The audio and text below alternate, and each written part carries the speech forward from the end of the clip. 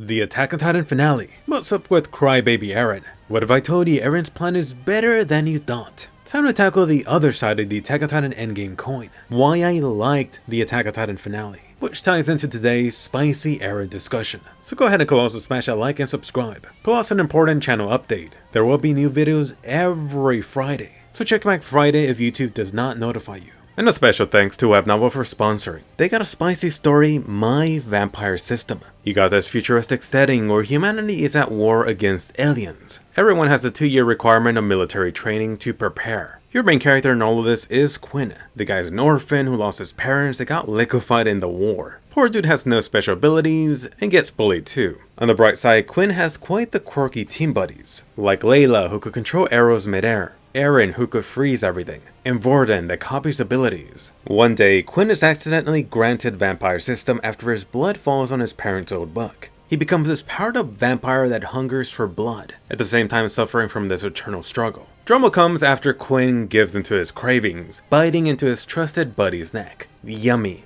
The juicy story is by JKS Manga. This is his second book on Webnovel. You can read this awesome story on Webnovel for free. They got over 200,000 original stories, like Solo Leveling, and over 100,000 authors on the site. So go ahead and visit their website or download the app. Did I say it's all free? Plus, at the same time, you are helping out the channel. Top link below. Anyway, diving into the Eren topic. A few major issues with Eren at the center, like Eren supposedly contradicting himself. That with the finale, Eren accomplished nothing. Yep, I'm talking about the 80%. One of the most drastic changes for Eren started to happen post-basement reveal. The royal-blooded story blew Eren's mind wide open. You slowly got hints as to what Eren witnessed on that fateful day. You are all left to theorize some of this yourself, but you know Eren saw the Colossal Titan rumbling.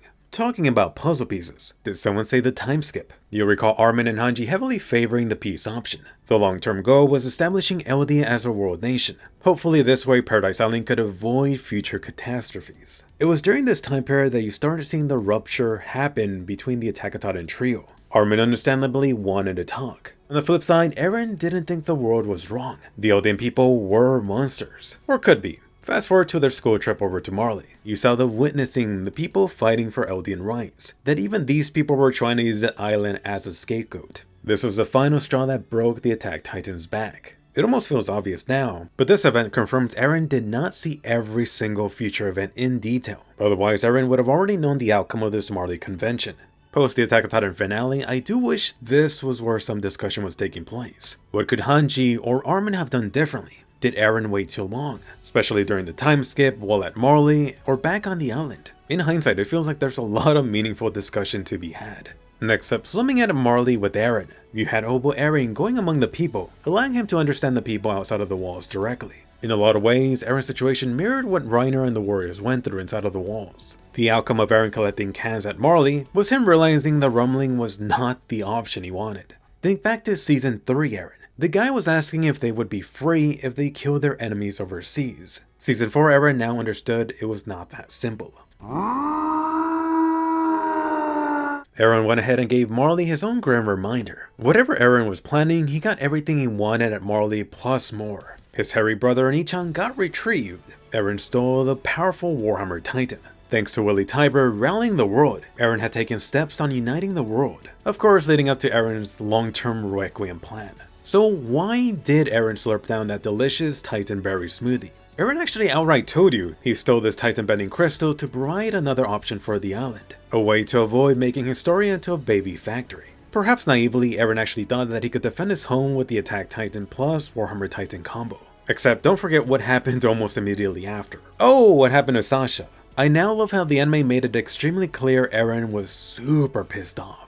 Recall how you saw Eren peeking into manga spoilers. Eren knew Sasha was going to die, which was something he was desperately trying to change. Eren ate Mrs. Tybur for that reason. So despite all of Eren's efforts going solo, the feature remained unchanged. Eren couldn't have his Titan cake and eat it too. His girl still died. If it wasn't clear enough, he actually had this hammered down in chapter 130, where Eren spells out his motivation. Eren wanted his friends to live long lives. Notice this nicely juxtaposed with Eren running away to Marley. Then Eren failing to achieve his goal of keeping his friends alive. If you think about it, this actually has even more flavor to that imagery of Hobo Eren. Eren was wandering around half blindly, almost desperately looking for another path. Anyway, moving to the island, this ultimately led to Eren breaking out of jail. You always see this glanced over, but notice this is Eren's first important use of the Warhammer Titan ability to free himself. Going forward, this is where you had the Chat Eren rising up. You saw Eren having that eventful family talk with Mikasa and Armin. He smashed Armin physically and Mikasa mentally. Post-finale, this is actually one of the most heartbreaking scenes for me. It's pretty clear that Eren was partly talking about himself. A slave? A person influenced by people's Titan memories? What better candidate than Mr. Freedom himself? Which is honestly pretty sad if you think about it. Going forward, you had Eren taking on the Chat persona to distance himself, and tricking Armin and Mikasa into fighting against him.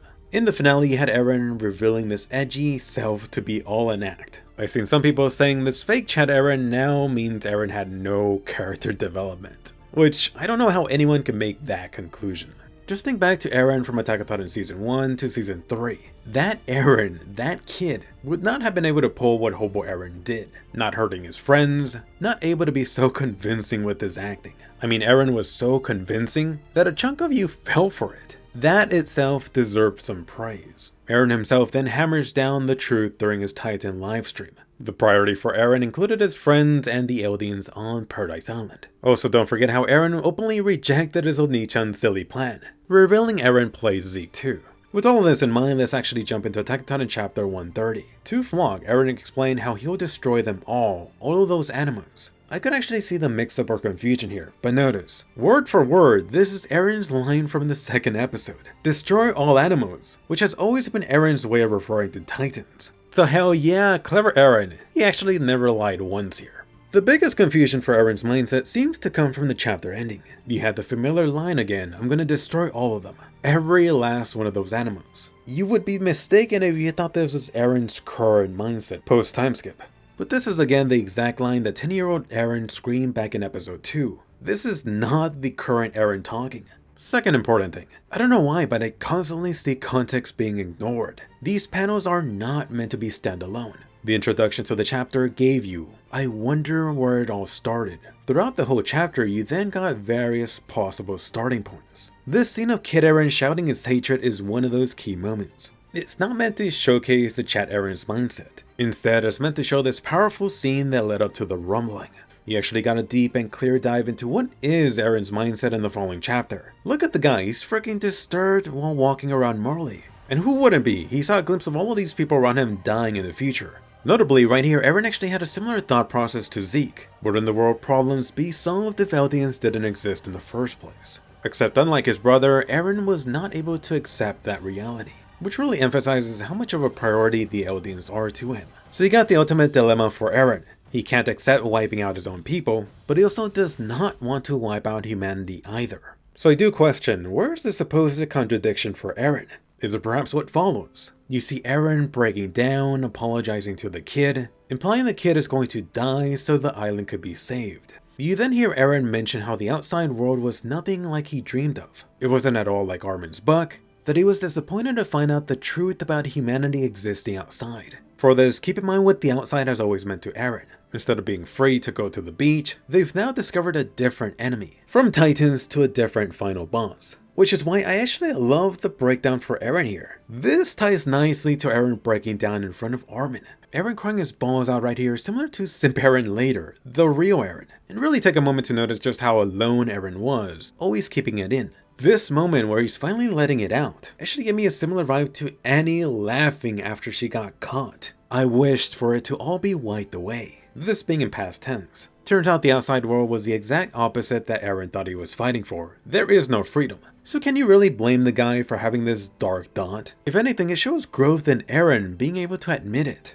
Everything being wiped out due to Eren's selfish desire is not something Eren wanted anymore. Getting into the infamous Kid Eren freedom scene. You got Kid Eren talking about being the freest person in the world. I could almost now tell you how much I love this. How Isayama tied this way back to the beginning. Recall back in season 1 when Eren was a rookie Titan. Almost word for word. This is the internal dialogue Titan Eren was having at the time. Which it feels like no one has noticed. Isayama is making a direct reference to that. Ultimately, it is a tragedy. Freedom for one individual coming at the expense of millions of others. And you thought Reiner had it bad. Might as well just call it the curse of Jaeger. Next major issue, getting into Eren's master plan and the issues surrounding it. Why did Eren only kill 80%? I guess 1 billion plus people is not enough for some of you. That Eren supposedly accomplished nothing. To be honest, I'm not sure how you could actually say that with a straight face. In episode 2, Eren said he would wipe out the Titans. Final chapter, Eren did just that,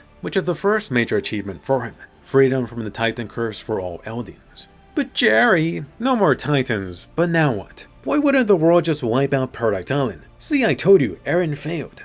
At the end of the story, you're left with about an estimate of 1 million on the island versus millions worldwide. Credit to Isayama, he actually addressed this already in the story. From chapter 130, you had a confirmation how the global armies had their ships and weapons all in one spot. Eren just dusted that away. From chapter 128, Haji confirmed it would take decades to recreate this lost technology.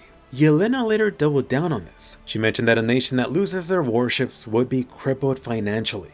And guess what? Eren did just that. So let's go, second achievement. Paradise Island is safe for decades. At the end of the Attack on Titan story, the Eldians on the island are now the top dog in the world. Everyone seems to forget about the Iceberg Stone powered plane they built. As confirmed by Kiyomi next to Queen Historia post timeskip, the island still has all of those engineers. I would take this a step further. You now have the island preparing for years. I wouldn't be surprised if they develop some icebergs powered nukes or other weapons. And I hear some of you, Jerry, I'm not gonna give you that. But even if you ignore all of this, don't forget, Armin and friends are now on a similar road to the Tiber family in the world. This is emphasized by their group being the ones sent over to the island for peace talks. You heard that right, peace talks. This is the rest of the world wanting peace with the island after that global devastation. They don't want to repeat that. Which is why you should be able to see a future where the two sides open up, at least for temporary peace. You've already seen it happen in our own history. But let me keep on going. If you so desperately want to think peace is not an option, you are free to think that. Pieck even mentions the possibility of their ship being blasted.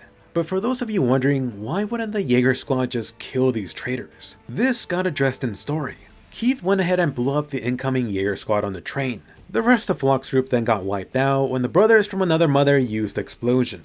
At the end of the story, you do have some Jaegerist influence left, but the main group has been wiped out. Next fun topic, 80%. Why didn't Eren just kill 100% to guarantee the safety of the island? For this, I actually do love the genius of Attack on Titan with how this question has already been answered in story. First off, think back to Mr. Badass himself, Commander Erwin. You heard the question, when would humanity stop fighting? Like Erwin stated, people wouldn't stop fighting each other until the population went down to 1 or less. Say Eren did succeed wiping out 100%, except the fighting with them themselves would not stop. You not only have evidence, but a straight out confirmation from Season 1.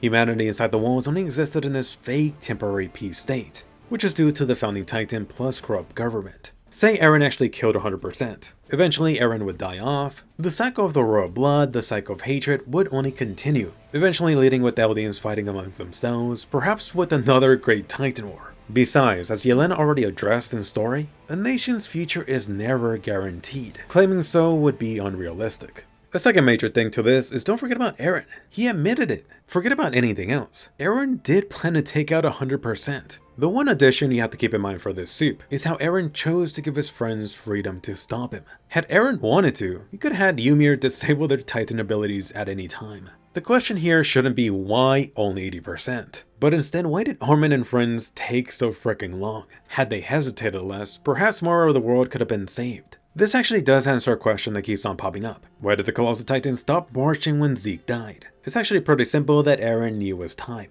Eren and Mikasa taking him out was close. Eren wanted to be stopped. And in case there's still questions about why Eren didn't use the Warhammer Titan, he did. The first time he used it was to escape jail. You later saw Eren spamming the Warhammer Titan ability versus Reiner and Porco. Even the founding Titan made use of it by creating those Titan puppets to fight the Cerberi Corps. But anyway, what is the Attack on Titan story about? It actually turned out to be this sad tale about a boy who sought freedom, but he ultimately sacrificed his own freedom for the sake of his friends and people. For any other non-Eldian, he truly is that devil the history books talked about. I think this demonstrates how great Isayama actually handled the ex-Raging Boy Eren. Perhaps Mikasa and Ymir are a topic for a different video. If you want to see me cover them too, smash a like. Can we get to over 9,000? I do think those two should be grouped together. Go ahead and check out Web Novel, they're awesome for helping to keep the lights on and get me some ramen. You could go ahead and binge for free on the website or the app. go ahead and show them that you're engaging. Just visiting their site real quick helps. But anyway, let me know if this helped fill in some gaps, or answer some of your burning questions for the finale. Post other questions below. Don't forget to like and subscribe. New anime videos every Friday. That's right, check back Friday if YouTube doesn't tell you. Go ahead and watch these past juicy anime videos, and I'll see you guys later.